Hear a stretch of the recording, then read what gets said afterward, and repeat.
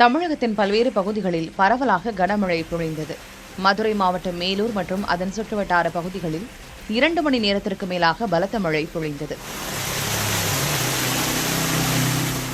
இதனால் சாலைகளில் தண்ணீர் பெருக்கெடுத்து ஓடியது. தஞ்சாவூர் மாவட்டத்தின் பல்வேறு பகுதிகளில் இரவு சூறைக்காற்றுடன் மழை வெளுத்து வாங்கியது. இதனால் ஆங்காங்கே மழைநீர் தேங்கியதால் வாகன ஓட்டிகள் சிரமமடைந்தனர். தேனி மாவட்டம் பெரியகுளம் மற்றும் அதனை சுற்றியுள்ள சில பகுதிகளில் 2 மணி நேரத்திற்கு மேலாக பெய்த கனமழையால் வெப்பம் தணிந்து குளிர்ச்சியான சூழல் நிலவியது. திருச்சி மாவட்டம் மணப்பாறை மற்றும் வையம்பட்டி சுற்றுவட்டார பகுதிகளில் பெய்த கனமழையால் வீடுகளுக்குள் தண்ணீர் புகுந்தது. இதனால் மக்கள் பெரும் சிரமத்திற்கு ஆளாகினர்.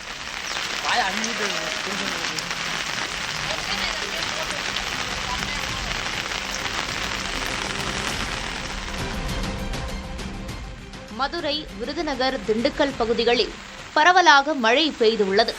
மதுரை கோரிப்பாளையம், ஆரப்பாளையம், மாட்டுத்தாவணி, சிம்மக்கல், ஆனையூர், தெப்பக்குளம், அண்ணாநகர் உட்பட மாநகரின் பல்வேறு இடங்களில் காற்றுடன் மழை பெய்தது.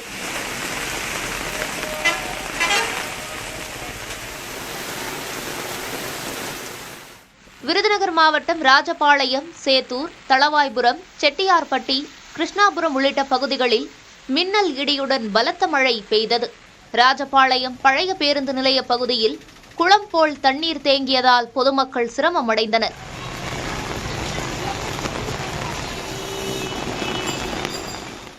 இதேபோல் ஸ்ரீவில்லிபுத்தூர், வத்திராயிருப்பு, கூவாப்பட்டி, காஞ்சாபுரம், கோட்டையூர் உள்ளிட்ட பகுதிகளிலும் பரவலாக மழை பெய்தது.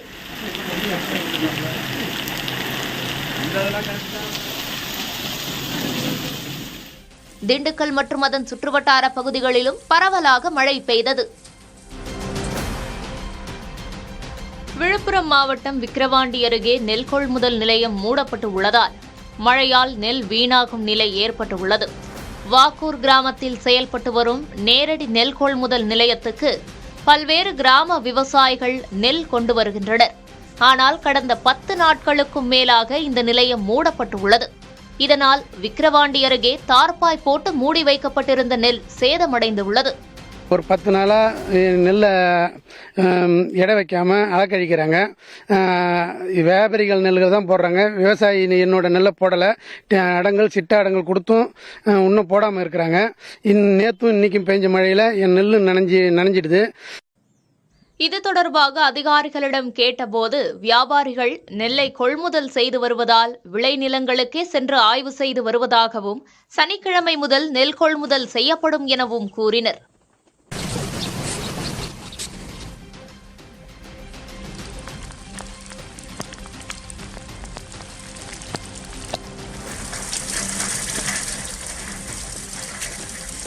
திண்டுக்கல் மாவட்டம் கொடைக்கானல் மலைப்பகுதிகளில் பலத்த மழை பெய்தது. காலையில் மேகமூட்டம் காணப்பட்ட நிலையில் மாலையில் இடியுடன் 1 மணி நேரம் மழை பொழிந்தது. தொடர்ந்து 3வது நாளாக பெய்த தொடர் மழையால் வழக்கத்தை விட அதிகமான குளிர்ச்சி நிலவுகிறது.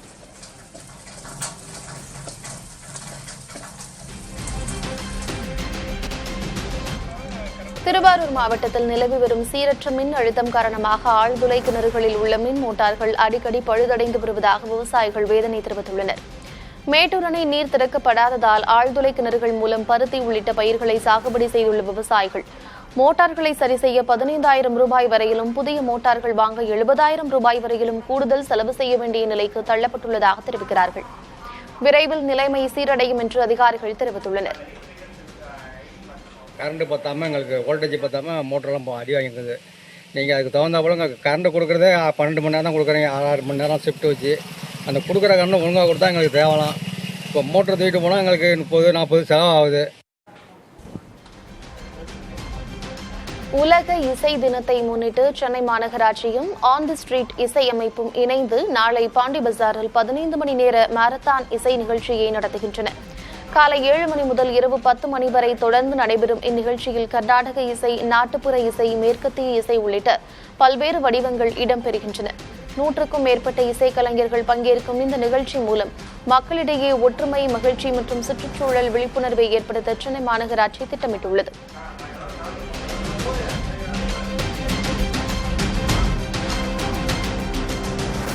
சென்னை மாநகராட்சி பகுதிகளில் 5 வயதிற்குட்பட்ட குழந்தைகளுக்கான போலியோ சொட்டு மருந்து முகாம் ஜூன் 28ஆம் தேதி நடைபெறவுள்ளது. இதற்காக பேருந்து நிலையங்கள், நடமாடும் வாகனங்கள் உட்பட மொத்தம் 1641 மையங்கள் அமைக்கப்பட உள்ளன. இதன் மூலம் சுமார் 5.5 லட்சம் குழந்தைகளுக்கு சொட்டு மருந்து வழங்க இலக்கு நிர்ணயிக்கப்பட்டுள்ளது. காலை 7 மணி முதல் மாலை 5 மணி வரை தொடர்ந்து நடைபெறும் இந்த பணியில் 6500க்கும் மேற்பட்ட ஊழியர்கள் மற்றும் தன்னார்வலர்கள் ஈடுபட உள்ளனர்.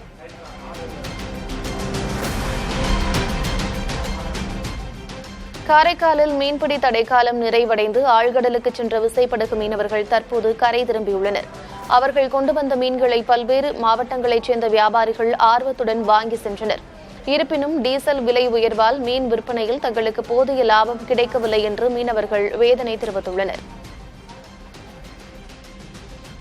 எங்களுக்கு கிட்டத்தட்ட ஒரு விசைப்படகுக்கு 1 லட்சத்திலிருந்து 2 லட்சம் வரையிலும் பாதிக்கப்பட்டது. ஒவ்வொரு போட்டுக்கு டீசல் பிடிக்கிறது நாங்கள் எங்களோட 4 லிட்டர் 5 லிட்டர் பிடிச்சிட்டு போகிறோம் தங்கு கடலுக்கு. அதில் எங்களுக்கு நிறைய பாதிக்கப்படுது. எதிர்பார்த்த அளவுக்கு அந்த அளவுக்கு திருப்தியாக இல்லை, சுமாராக தான் தொழில் இருக்கிறது. இப்போ இன்னைக்கு டீசல் விலை ஏற்றத்தினால நிறைய இன்னைக்கு மன உளைச்சலுக்கு ஆளாயிருக்காங்க. அரசாங்கம் இப்போ மீன்பிடி தொழிலை இன்னைக்கு மக்களுக்கு ஒரு முக்கிய உணவாக இருக்கிறது, ஒரு இயற்கை உணவு. அதனால இந்த டீசலுக்கு மானியத்தை இன்னும் கூடுதலாக அரசாங்கம் பரிசீலனை பண்ணி டீசல் மானியத்தை கொஞ்சம் எங்களுக்கு கூடுதலாக கொடுக்கணும். அப்பதான் இந்த தொழிலை இன்னைக்கு செய்ய முடியும். காவிரி நீர்பிடிப்பு பகுதிகளில் மழை குறைந்ததால் தமிழக எல்லையான புலிகுண்டலுவுக்கு நீர்வரத்து வினாடிக்கு 4000 கன அடியிலிருந்து 2000 கன அடியாக சரிந்துள்ளது. நீர்வரத்து குறைந்த போதிலும் ஒகேனக்கல் மெயினருவி, ஐந்தருவி உள்ளிட்ட பகுதிகளில் தண்ணீர் ஆர்ப்பரித்து கொட்டுகிறது.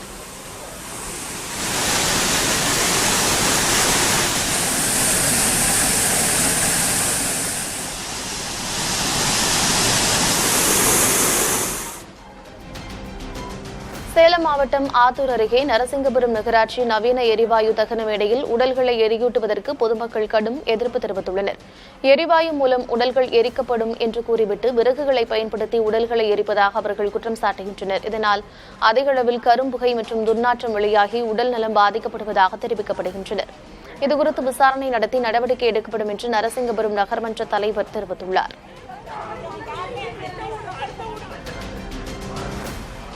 தாம்பரத்தை அடுத்த எருமையூர் கன்னியம்மன் கோயில் தெருவில் கடந்த 3 நாட்களாக நீடிக்கும் மின்வெட்டால் பொதுமக்கள் கடும் அவதிக்குள்ளாகியுள்ளனர்.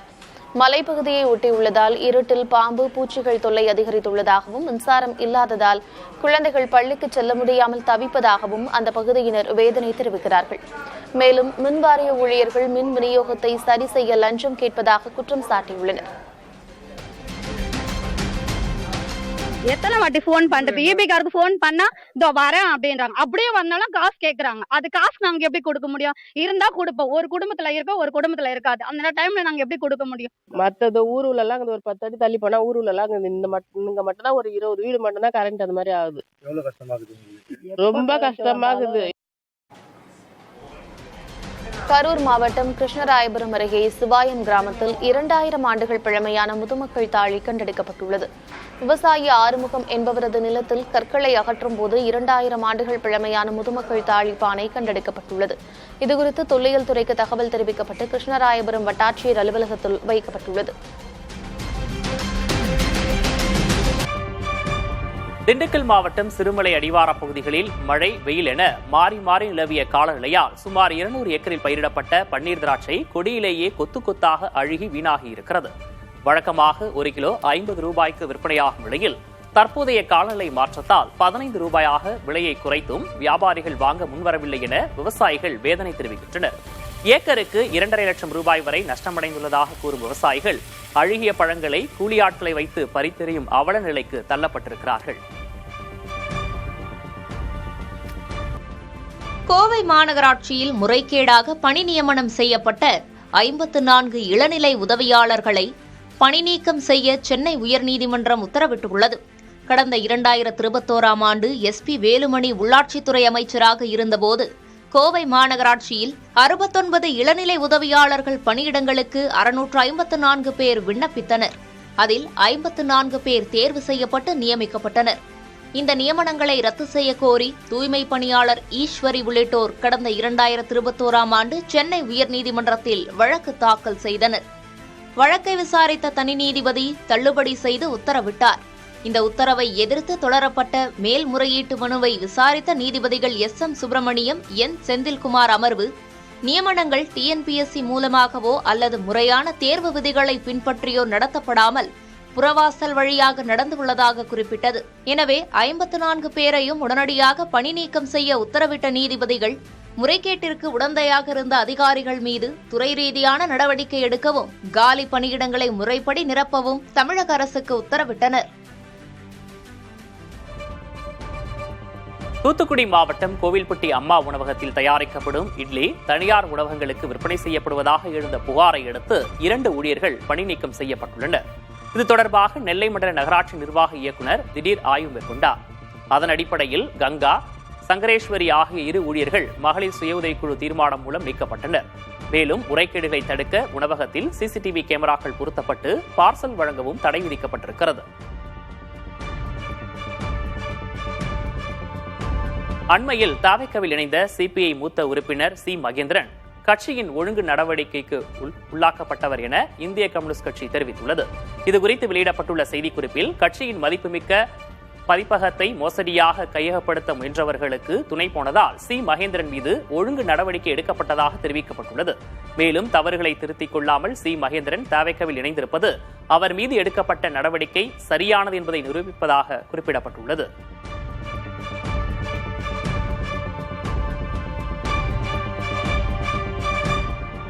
வடசென்னை திமுக மக்களவை உறுப்பினர் கலாநிதி வீராசாமியின் மகன் சித்தார்த் உட்பட 4 பேர் மீது அண்ணாநகர் காவல்துறை மோசடி வழக்கு பதிவு செய்துள்ளது. சென்னை அண்ணா சாலையில் உள்ள கட்டடத்துடன் கூடிய 14 கிரவுண்ட் நிலத்தின் பத்திரத்தை வங்கியில் அடமானம் வைத்து மோசடி செய்ததாக கரூரைச் சேர்ந்த அன்புக்கரசு என்பவர் கடந்த 2024ஆம் ஆண்டு புகார் அளித்திருந்தார். இந்த புகாரின் பேரில் MP-யின் மகன் சித்தார்த், திமுக கவுன்சிலர் ராணி, உதவியாளர் ஆசைத்தம்பி மற்றும் நாராயணன் ஆகியோர் மீது காவல்துறை தற்போது வழக்கு பதிவு செய்து விசாரணை நடத்தி வருகிறது. கத்தார் நாட்டிலிருந்து 62,370 மெட்ரிக் டன் திரவ இயற்கை எரிவாயுவை ஏற்றிக்கொண்டு புறப்பட்ட இந்தியாவின் திசா கப்பல் வெள்ளிக்கிழமை காலை குஜராத் மாநிலத்தில் உள்ள தாஹேஜ் துறைமுகத்தை வந்தடைந்தது. பெட்ரோநெட் LNG நிறுவனத்துக்காக இந்திய கப்பல் கழக கூட்டமைப்பால் இயக்கப்படும் இக்கப்பலின் வருகை நாட்டின் எரிசக்தி தேவையை நிலைநிறுத்த உதவும் என எதிர்பார்க்கப்படுகிறது. அமெரிக்கா மற்றும் ஈரான் இடையே எட்டப்பட்ட அமைதி ஒப்பந்தத்துக்கு பிறகு ஹோர்முஸ் நீரிணையில் தனது கட்டுப்பாடுகளை ஈரான் தளர்த்தியுள்ளது. இதைத் தொடர்ந்து இக்கப்பல் பாதுகாப்பாக ஹோர்முஸ் நீரிணையை கடந்து வந்துள்ளது குறிப்பிடத்தக்கது.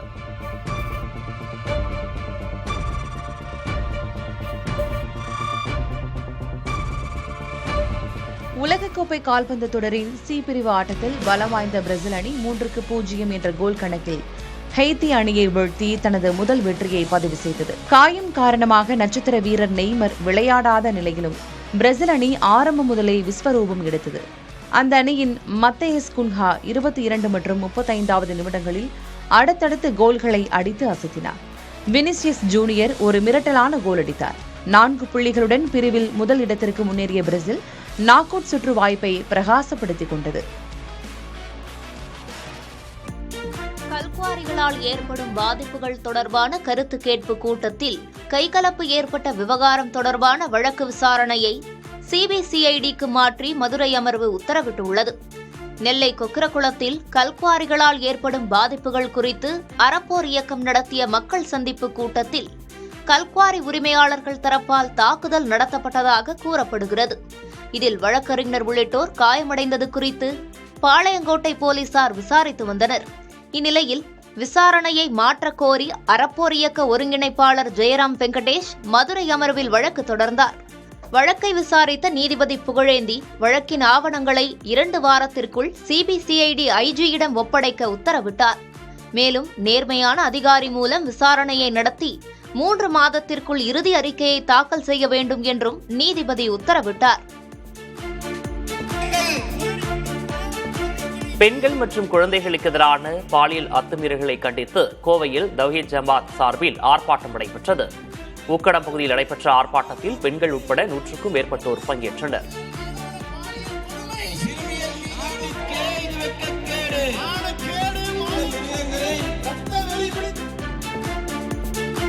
கடலூர் பரங்கிப்பேட்டை அருகே புதிய ஹைட்ரோ கார்பன் கிணறுகள் அமைக்க எதிர்ப்பு தெரிவித்து கண்டன ஆர்ப்பாட்டம் நடத்த அனைத்துக் கட்சி கூட்டத்தில் தீர்மானம் நிறைவேற்றப்பட்டுள்ளது. அதன்படி வரும் 23ஆம் தேதி பரங்கிப்பேட்டையில் மாபெரும் ஆர்ப்பாட்டம் நடைபெறும் என அறிவிக்கப்பட்டுள்ளது. இந்த கூட்டத்தில் திமுக, அதிமுக, பாமக, விசிக, சிபிஎம், பாஜக உள்ளிட்ட கட்சிகள் பங்கேற்றன.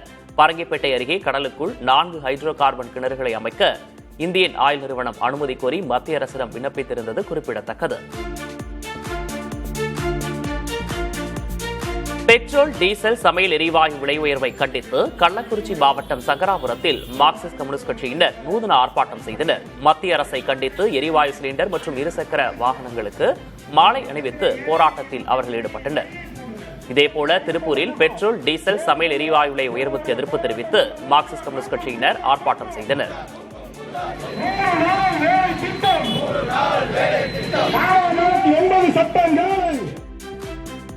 கடலூர் அரசு மருத்துவமனையில் மருத்துவர்களின் அலட்சியத்தால் பிறந்த ஆண் குழந்தை உயிரிழந்ததாக கூறி உறவினர்கள் உடலை வாங்க மறுத்து போராட்டத்தில் ஈடுபட்டனர்.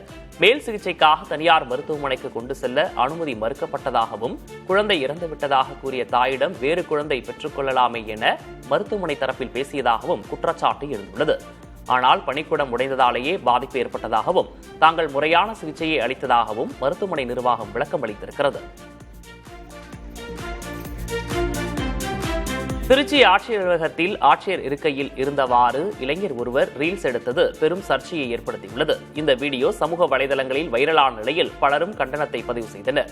மாவட்ட ஆட்சியரின் முகாம் அலுவலகத்தில் நடந்து வரும் பராமரிப்பு பணியில் ஈடுபட்ட வடமாநில இளைஞர் ஒருவர் தவறுதலாக ரீல்ஸ் எடுத்து வெளியிட்டதாக மாவட்ட ஆட்சியர் அலுவலகம் தெரிவித்துள்ளது. மேலும் இதுகுறித்து உரிய விசாரணை மேற்கொண்டு மேற்படி நபர் மீது சட்டப்பூர்வ நடவடிக்கை மேற்கொள்ளப்படும் எனவும் விளக்கம் அளிக்கப்பட்டிருக்கிறது. மதுரை ஆட்சியர் அலுவலக சொத்துக்களை ஜப்தி செய்ய நீதிமன்ற பணியாளர்கள் வந்ததால் பரபரப்பு ஏற்பட்டது. கையகப்படுத்தப்பட்ட இல்லத்துக்கு இழப்பீடு வழங்கப்படவில்லை என தொடரப்பட்ட வழக்கில் மதுரை மாவட்ட ஆட்சியர் அலுவலகத்தில் உள்ள அசையும் சொத்துக்களை ஜப்தி செய்யுமாறு மதுரை மாவட்ட கூடுதல் நீதிமன்றம் உத்தரவிட்டது. இதற்காக நீதிமன்ற பணியாளர்கள் ஆட்சியர் அலுவலகத்திற்கு வந்த நிலையில் ஆட்சியர் இல்லாததால் ஜப்தி தொடர்பான நோட்டீஸை ஒட்டிவிட்டு சென்றனர். திங்கட்கிழமை மீண்டும் வரவுள்ளதாகவும் தெரிவித்தனர். செங்கல்பட்டு மாவட்டம் வசந்தவாடி கிராமத்தைச் சேர்ந்த பெண்கள் மதுராந்தகம் ஊராட்சி ஒன்றிய அலுவலகத்தை முற்றுகையிட்டு தர்ணா போராட்டம் செய்தனர். வசந்தவாடி கிராமத்தில் கடந்த 3 மாதமாக முறையாக குடிநீர் விநியோகிக்கப்படவில்லை என புகார் தெரிவித்து இந்த போராட்டம் நடைபெற்றது. அதிகாரிகள் பேச்சுவார்த்தை நடத்தியதைத் தொடர்ந்து போராட்டம் விலக்கிக் கொள்ளப்பட்டது.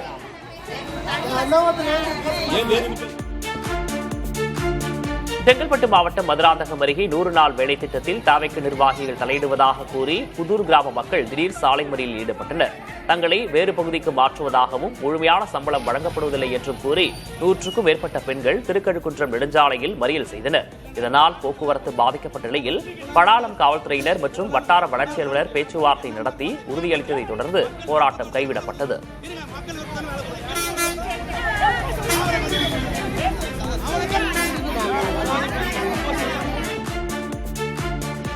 சென்னை தரமணியில் விநியோகிக்கப்பட்ட குடிநீரில் கழிவுநீர் கலந்திருந்ததால் பொதுமக்கள் சாலை மறியலில் ஈடுபட்டனர்.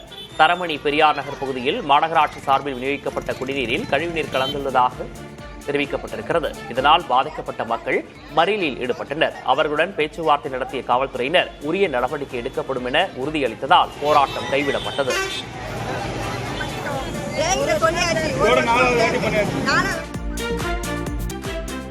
விருதுநகர் மாவட்டம் ராஜபாளையம் அருகே செல்போன் வெடித்ததில் ஏற்பட்ட தீ விபத்தில் வீட்டில் இருந்த மெத்தை, ஏசி உள்ளிட்டவை எரிந்து சேதமாகின.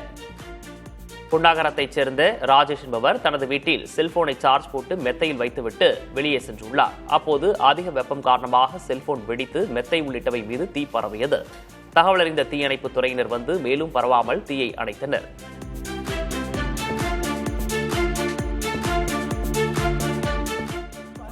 தமிழக முதல்வர் விஜய் பிறந்தநாளை முன்னிட்டு மதுரை திருப்பரங்குன்றத்தில் தாவேக்கு நிர்வாகிகள் தங்கத்தேர் இழுத்து வழிபட்டனர். முதல்வர் விஜய் நீண்ட ஆயுளுடனும் ஆரோக்கியத்துடனும் மக்கள் பணியை தொடர வேண்டிக் கொண்டு அவர்கள் முருகப்பெருமானுக்கு சிறப்பு அர்ச்சனைகள் செய்தனர்.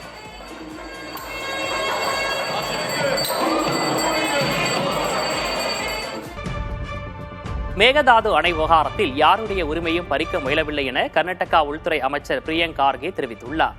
தமிழக அரசு நிறைவேற்றியுள்ள தனி தீர்மானத்தால் தங்களுக்கு எந்த பிரச்சனையும் இல்லை என்றும் அவர் கூறியுள்ளார்.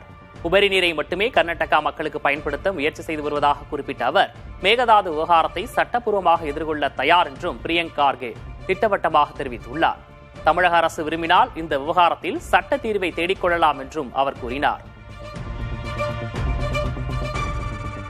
கர்நாடக அரசு மேகதாதுவில் அணை கட்டினால் 2 காங்கிரஸ் அமைச்சர்களை அமைச்சரவையில் இருந்து நீக்க தமிழக அரசு தயாராக இருக்க வேண்டும் என பாஜக மூத்த தலைவர் பொன் ராதாகிருஷ்ணன் வலியுறுத்தியுள்ளார். மேகதாது அணை கட்டுவதற்கு எதிரான தீர்மானம் மட்டும் பயன் தராது.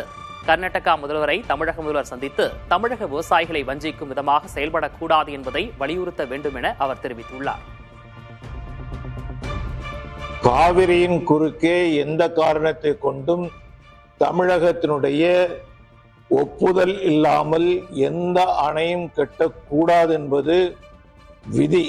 அதற்கு மாறாக கர்நாடக மாநிலம் செயல்படுகிறது என்று சொன்னால் அவர்கள் கண்டிக்கப்பட வேண்டியவர்கள், தடுத்து நிறுத்தப்பட வேண்டியவர்கள் என்பதில் எந்த சந்தேகமும் கிடையாது. முல்லைப் பெரியாறில் புதிய அணை கட்ட அனுமதிக்க மாட்டோம் என்ற தமிழக அரசின் நிலைப்பாடு வருத்தமளிப்பதாக கேரள எம்பி டீன் குரியகோஸ் தெரிவித்துள்ளார். தனது முகநூல் பக்கத்தில் அவர் வெளியிட்டுள்ள பதிவில் அணை பாதுகாப்பு விவகாரம் தற்போது தேசிய அணை பாதுகாப்பு ஆணையத்தின் பரிசீலனையில் உள்ளதாக குறிப்பிட்டுள்ளார். அடுத்த கட்டமாக நடுநிலையான நிபுணர் குழு முல்லைப் பெரியார் அணையில் ஆய்வு நடத்த வேண்டும் என கேட்டுக்கொண்ட எம்பி டீன் குரியகோஸ் தமிழகத்திற்கு தண்ணீர், கேரளாவிற்கு பாதுகாப்பு என்பதே கேரளாவின் நிலைப்பாடு என விளக்கம் அளித்துள்ளார். இரு மாநில நலனுக்காக புதிய அணை கட்டுவதே நிரந்தர தீர்வு என்றும் இதற்கு தமிழக அரசு ஒத்துழைக்க வேண்டும் எனவும் அவர் கேட்டுக் கொண்டுள்ளார். சேலம் மாவட்டத்தைச் சேர்ந்த கோபிகா என்ற மாணவி நீட் தேர்வுக்கு தயாராகி வந்த நிலையில் தேர்வு அச்சத்தில் தற்கொலை செய்து கொண்ட சம்பவம் அதிர்ச்சியை ஏற்படுத்தியுள்ளது. இது தொடர்பாக எதிர்க்கட்சித் தலைவர் உதயநிதி ஸ்டாலின் வெளியிட்ட சமூக வலைதள பதிவில் மாபெரும் உயிர்கொள்ளும் ஊழலாகியுள்ளது, நீட் தேர்வை மத்திய அரசு ஒழித்தாக வேண்டும் என்றும் திமுக அரசு முன்னெடுத்த சட்ட போராட்டங்களை தாவேக அரசு தொடர்ந்திட வேண்டும் என்றும் அவர் குறிப்பிட்டுள்ளார். முன்னாள் முதல்வர் எடப்பாடி கே பழனிசாமி தனது பதிவில் நீட் தேர்வு எதிர்ப்பு என்ற கொள்கை நிலைப்பாட்டில் அதிமுக தொடர்ந்து உறுதியாக இருக்கிறது என்றும் இது போன்ற தவறான வழிக்கு எந்த மாணவ மாணவியும் செல்லக்கூடாது என்றும் வலியுறுத்தியுள்ளார். சேலத்தில் நீட் தேர்வு அச்சத்தால் உயிரிழந்த மாணவி கோபிகாவின் உருவப்படத்திற்கு மார்க்சிஸ்ட் கம்யூனிஸ்ட் கட்சி, இந்திய ஜனநாயக வாலிபர் சங்கம் மற்றும் இந்திய மாணவர் சங்கத்தினர் மெழுகுவர்த்தி ஏந்தி கண்ணீர் அஞ்சலி செலுத்தினர். நீட் தேர்விலிருந்து தமிழகத்திற்கு உடனடியாக விலக்களிக்கவும், நீட் தேர்வை நிரந்தரமாக ரத்து செய்ய வேண்டும் என்றும் வலியுறுத்தி கண்டன ஆர்ப்பாட்டத்தில் அவர்கள் ஈடுபட்டனர். தமிழ்நாடு அரசின் எம்ஜிஆர் திரைப்பட கல்லூரி என்று அழைக்கப்படும் எம்ஜிஆர் திரைப்படம் மற்றும் தொலைக்காட்சி பயிற்சி நிறுவனத்தின் புதிய தலைவராக பிரபல ஒளிப்பதிவாளர் மனோஜ் பரமஹம்சா நியமிக்கப்பட்டுள்ளார். இவர் முதல்வர் விஜய் நடித்த நண்பன், பீஸ்ட் மற்றும் லியோ திரைப்படங்களின் ஒளிப்பதிவாளர் ஆவார். மேலும் 2026-2027 கல்வியாண்டு இளங்கலை காட்சிக்கலை பட்டப்படிப்பு மாணவர் சேர்க்கைக்காக 10 பேர் கொண்ட தேர்வுக்குழு அமைக்கப்பட்டுள்ளது. இதில் இயக்குநர்கள் வெற்றிமாறன், லிங்குசாமி, பேரரசு, இயக்குநர் மற்றும் ஒளிப்பதிவாளர் விஜய் மில்டன், ஒளிப்பதிவாளர் வேல்ராஜ், படத்தொகுப்பாளர்கள் ஸ்ரீகர் பிரசாத், ஆர் ராமர், கலை இயக்குநர் முத்துராஜ், வண்ண வடிவமைப்பாளர் பாலாஜி மற்றும் ஒலி பொறியாளர் சி சிவக்குமார் ஆகியோர் இடம்பெற்றுள்ளனர். இந்த தேர்வுக்குழுவில் ஒரு பெண் கூட சேர்க்கப்படாதது சர்ச்சையை ஏற்படுத்தியுள்ளது. சேலம் மாவட்டத்தைச் சேர்ந்த கோபிகா என்ற மாணவி நீட் தேர்வுக்கு தயாராகி வந்த நிலையில் தேர்வு அச்சத்தில் தற்கொலை செய்து கொண்ட சம்பவம் அதிர்ச்சியை ஏற்படுத்தியுள்ளது. இது தொடர்பாக எதிர்க்கட்சித் தலைவர் உதயநிதி ஸ்டாலின் வெளியிட்ட சமூக வலைதள பதிவில் மாபெரும் உயிர்கொல்லும் ஊழலாகியுள்ள நீட் தேர்வை மத்திய அரசு ஒழித்தே ஆக வேண்டும் என்றும் திமுக அரசு முன்னெடுத்த சட்ட போராட்டங்களை தாவேக அரசு தொடர்ந்திட வேண்டும் என்றும் குறிப்பிட்டுள்ளார். முன்னாள் முதல்வர் எடப்பாடி கே பழனிசாமி தனது பதிவில் நீட் தேர்வு எதிர்ப்பு என்ற கொள்கை நிலைப்பாட்டில் அதிமுக தொடர்ந்து உறுதியாக இருக்கிறது என்றும் இதுபோன்ற தவறான வழிக்கு எந்த மாணவ மாணவியும் செல்லக்கூடாது என்றும் வலியுறுத்தியுள்ளார். நெல்லை மாவட்டத்தில் கடந்த 18 நாட்களில் 17 போக்சோ வழக்குகள் பதிவாகியுள்ளன. இதில் நெல்லை மாநகர் புறநகர் பகுதியில் 5 வழக்குகள் பதிவாகியுள்ளன. இந்த சம்பவங்களில் 20 வயதிற்கு உட்பட்ட 3 இளைஞர்களும் 20 வயதிற்கு மேற்பட்ட 12 இளைஞர்களும் 60 வயதிற்கு மேற்பட்ட 2 முதியவர்களும் கைது செய்யப்பட்டுள்ளனர். புகார்களின் எண்ணிக்கை உயர்வதை குற்றச்சம்பவங்கள் அதிகரித்ததற்கான அடையாளமாக பார்க்காமல் விழிப்புணர்வு மற்றும் சட்டத்தின் மீதான மக்களின் நம்பிக்கை அதிகரித்திருப்பதன் வெளிப்பாடாக கருத வேண்டும் என்று நெல்லை காவல்துறை விளக்கமளித்துள்ளது. ஈரோடு மாவட்டம் தாளவாடி அருகே 55 வயது பெண்ணுக்கு பாலியல் தொந்தரவு கொடுத்த ஃபென்சிங் தொழிலாளி கைது செய்யப்பட்டுள்ளார். மாடு மேய்த்துக் கொண்டிருந்த பெண்ணை ரங்கசாமி என்பவர் குடிபோதையில் பாலியல் வன்கொடுமை செய்ய முயன்றதாக கூறப்படுகிறது. இதுகுறித்து புகாரில் அவரை கைது செய்த போலீசார் தொடர்ந்து அவரிடம் விசாரணை மேற்கொண்டு வருகின்றனர்.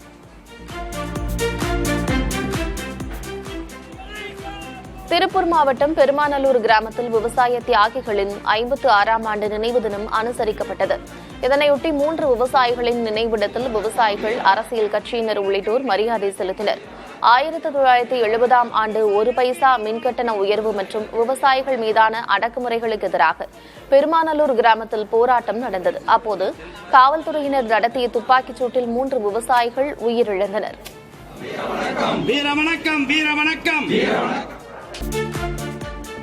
சேலத்தில் சிறுமிகளுக்கு மிட்டாய் வாங்கி கொடுத்து பாலியல் சீண்டலில் ஈடுபட்ட நபரை பொதுமக்கள் பிடித்து காவல்துறையினரிடம் ஒப்படைத்தனர். தமிழரசு என்பவர் ஏற்கனவே சிறுமியை பாலியல் துன்புறுத்தல் செய்த வழக்கில் கைதாகி பிணையில் வெளிவந்துள்ளார்.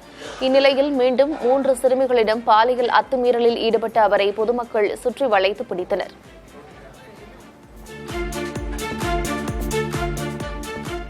திருவாரூர் மாவட்ட தாவேக்கு துணை செயலர் அகிலன் என்பவர் தனது பிறந்த நாளை இடும்பாவனம் அரசு மேல்நிலைப்பள்ளி வளாகத்தில் கேக் வெட்டி கொண்டாடிய வீடியோ சமூக வலைதளங்களில் வைரலாகி வருகிறது.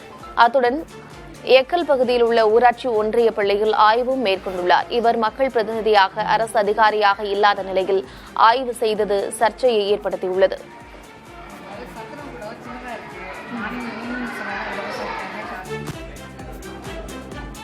சேலம் திருவாக்கவுண்டனூர் பகுதியில் தேசிய அளவிலான நாணய கண்காட்சி தொடங்கியது. இதில் மன்னர்கள் கால நாணயங்கள், ஆங்கிலேயர்கள் கால இந்திய நாணயங்கள், சுதந்திரத்திற்கு முந்தைய மற்றும் பிந்தைய அரிய கரன்சிகள் மற்றும் பழங்கால கலைப் பொருட்கள் காட்சிப்படுத்தப்பட்டுள்ளன. அரிய தபால் தலைகள் மற்றும் வெளிநாட்டு பணத்தாள்களும் காட்சிப்படுத்தப்பட்டுள்ளன.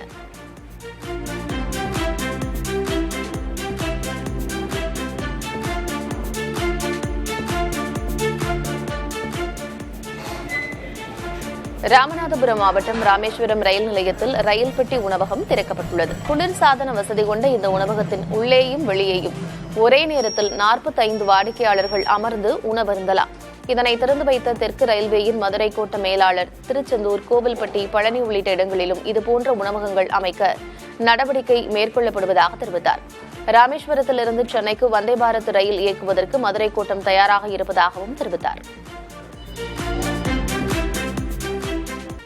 நெல்லையில் புகழ்பெற்ற நெல்லையப்பர் காந்திமதி அம்மன் கோயிலில் ஆணி திருவிழா கொடியேற்றத்துடன் விமர்சையாக தொடங்கியது. 10 நாட்கள் நடைபெறும் இந்த உற்சவத்தில் தினந்தோறும் சுவாமி, அம்பாள் வீதி உலாவும் ஆன்மீக நிகழ்ச்சிகளும் நடைபெறுகின்றன. விழாவின் முக்கிய நிகழ்வான தேரோட்டம் ஜூன் 28ஆம் தேதி நடைபெறுகிறது.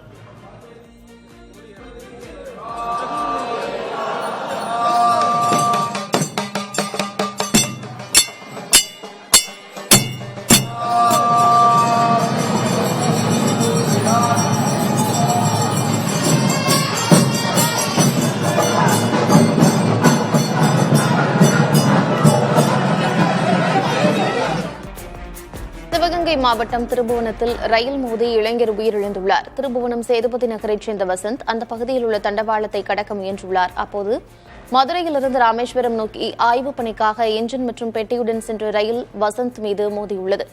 இதில் அவர் சம்பவ இடத்திலேயே உயிரிழந்தார். 2 நாட்களில் ரயில்வே வேலைக்காக வசந்த் தேர்வு எழுத இருந்தது தெரியவந்துள்ளது. சென்னை வண்ணாரப்பேட்டையில் ராகுல்காந்தியின் பிறந்தநாள் விழா கொண்டாட்டத்தின் போது காங்கிரஸ் கட்சியினரிடையே கோஷ்டி மோதல் ஏற்பட்டது. வடசென்னை கிழக்கு மாவட்ட காங்கிரஸ் கமிட்டியின் தலைவர் மதாரமா கனி தலைமையில் மதிய உணவு வழங்கும் நிகழ்ச்சிக்கு ஏற்பாடு செய்யப்பட்டிருந்தது. முன்னாள் தலைவர் சாமுவேல் திரவியம் பேனரை அகற்றச் செய்த பிறகே உணவு வழங்கும் நிகழ்ச்சி தொடங்கப்பட்டது. இதனால் அந்த பகுதியில் சிறிது நேரம் சலசலப்பு ஏற்பட்டது.